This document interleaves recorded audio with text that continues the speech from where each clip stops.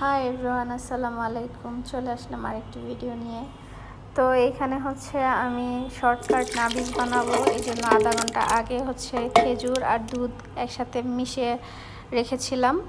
তো আধা ঘন্টা পরে হচ্ছে একটা জগে খেজুর আর হালকা একটু দুধ দিয়ে ভালো করে ব্লেন্ড করে নিয়েছি।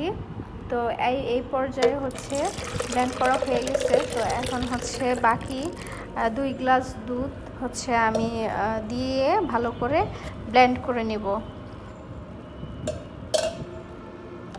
তো এখানে আমার নাবিজ বানানো শেষ, শর্টকাট নাবিজ। তো হচ্ছে আমি এখন ফ্রিজে রেখে দিব।